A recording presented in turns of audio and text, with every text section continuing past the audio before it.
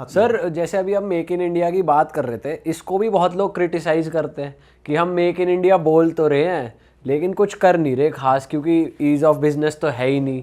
अभी वो recent controversy भी हुई थी पीयूष गोयल वाली कि यार तुम क्या इंडिया में स्टार्टअप कर रहे हो, चीप लेबर में कन्वर्ट कर रहे हो लोगों को, उनको काम दे रहे हो और स्मॉल बिजनेसेस बंद करा रहे हो। और एस्ट्रोटॉक जैसे स्टार्टअप्स इंडिया में फेमस हो रहे हैं, वो डीप सीक बना रहे हैं, हम यहाँ क्या कर रहे हैं। तो आपका इस पे क्या टेक है मेक इन इंडिया पे? इस पे ना मतलब बहुत वाइड टेक है, पक्ष और विपक्ष बताए बिना आप एक आंसर नहीं दे सकते। बीइंग ए टीचर मैं एक आंसर नहीं दे सकता।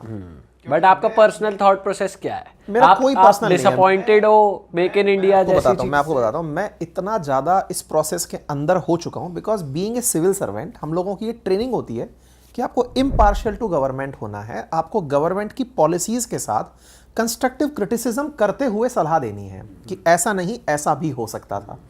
आप अगर सही मायने में आपने सिविल सर्वेंट होते हुए एथिक्स पढ़ा है तो आप सीखेंगे कि यार नहीं, आपको कहीं ना कहीं इस बात का ध्यान रखना है कि आपकी कोई भी बात मास को इस तरह प्रभावित ना कर दे कि सरकार के लिए वो चुनौती हो जाए। आप सोचें, मैं जिस समय कंटेंट क्रिएट करता था उस समय मेरे स्टेट में कांग्रेस की सरकार थी और केंद्र में एनडीए सरकार थी।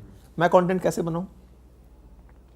लेकिन सक्सेसफुली कंटेंट बना, क्योंकि आपको सिविल सर्वेंट होने से एक बात पता चली कि आपको कंटेंट में क्या ध्यान रखना होता है। एनीवे, अब आता है सवाल आपका कि स्टार्टअप इकोसिस्टम को लेकर या मेक इन इंडिया को लेकर के। तो मैं आपको एक बहुत अच्छा फैक्ट देता हूँ। इंडिया ने 2029 का टारगेट लिया हुआ है कि हम 50,000 CR का एक्सपोर्ट करेंगे डिफेंस सेक्टर में। अच्छा, if I am not wrong, 2013-14 में हमारा कुल डिफेंस इटसेल्फ प्रोडक्शन 364 करोड़ का था। आज हम लोग 1,61,000 करोड़ का डिफेंस में प्रोडक्शन इंडिया में कर रहे हैं, 23,000 करोड़ का एक्सपोर्ट कर रहे हैं। आज का डेटा दे रहा हूं मैं आपको ये। आज इंडिया 1.5 लाख करोड़ का माल डिफेंस में खुद बनाकर 23,000 करोड़ का माल एक्सपोर्ट कर रहा है।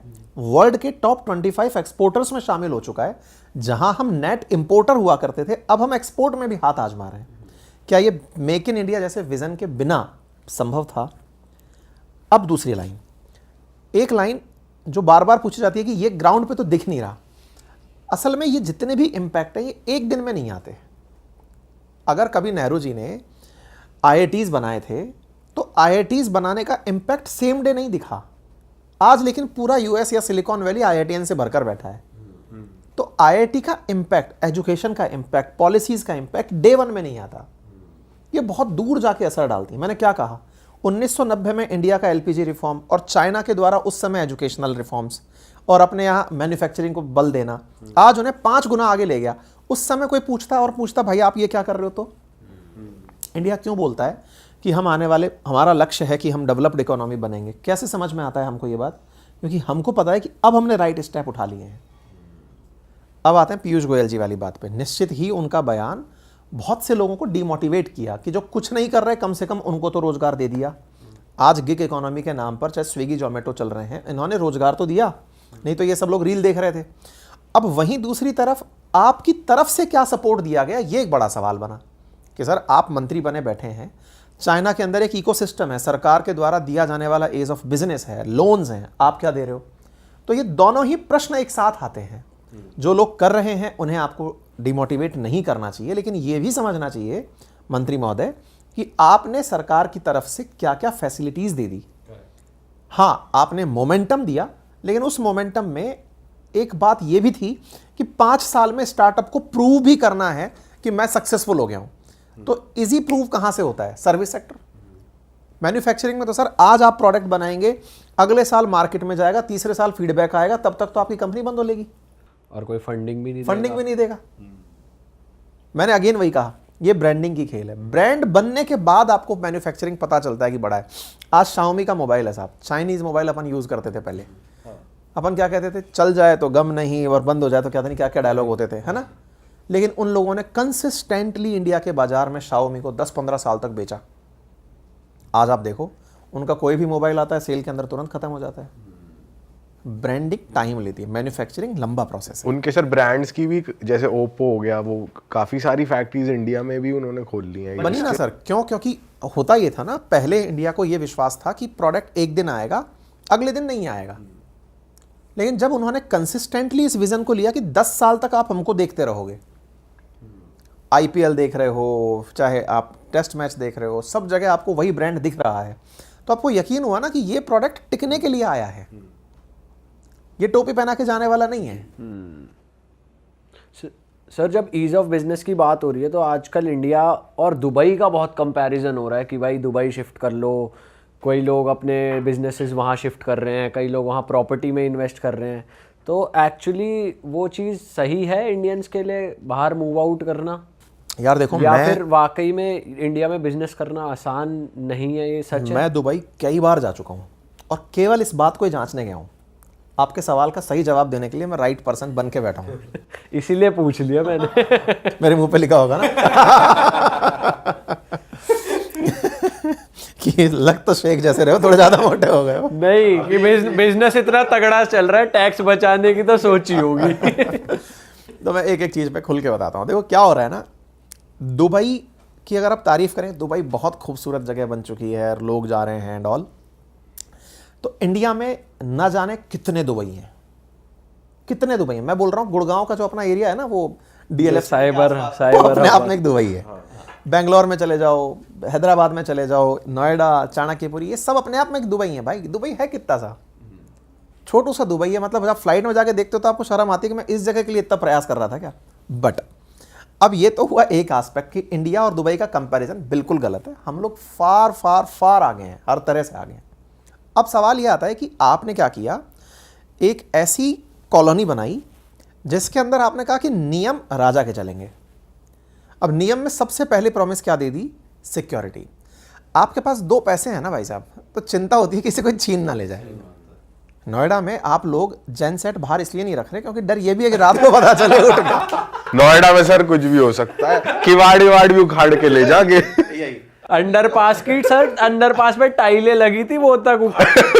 अरे हमारे ऐसे मतलब नहीं।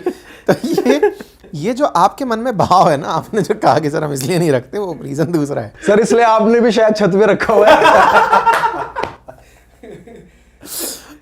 तो कुल मिला के बात ये है कि आपको वहां पर ये विश्वास दिलाया गया कि आप यहां पर इन्वेस्ट कर दो, ये इन्वेस्टमेंट आपके लिए सेफ है।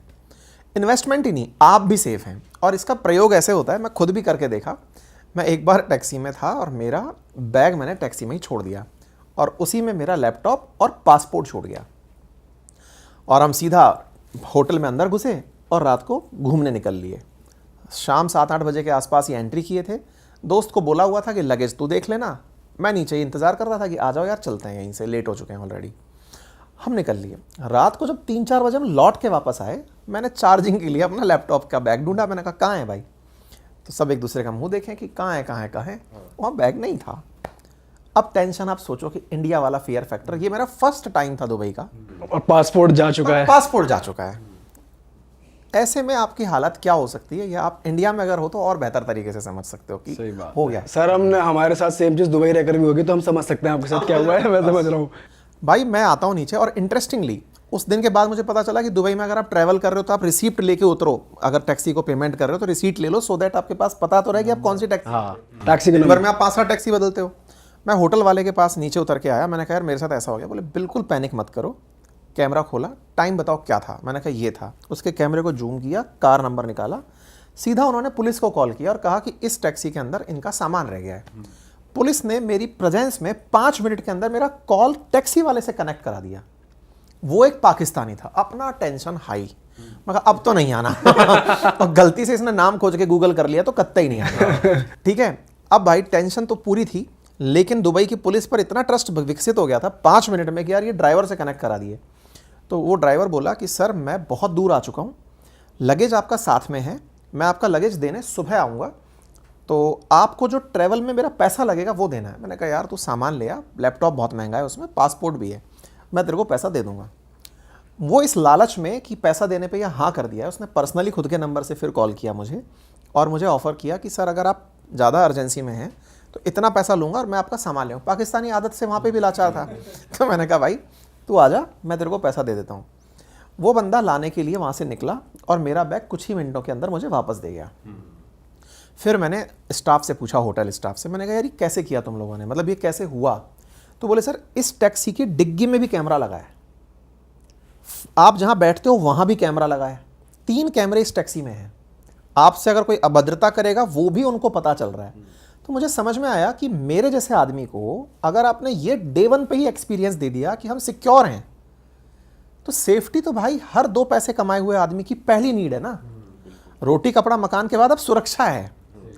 आज हम अपने देश में देखते हैं कि बड़े बड़े बाहुबली हों या फिर छोटे भैया नेता, सब अपने साथ एक बाउंसर लेके चलते हैं कि भाई मेरे को कोई थप्पड़ ना मार जाए, क्योंकि नेता यहाँ थप्पड़ खूब खाते हैं। ऐसे में अगर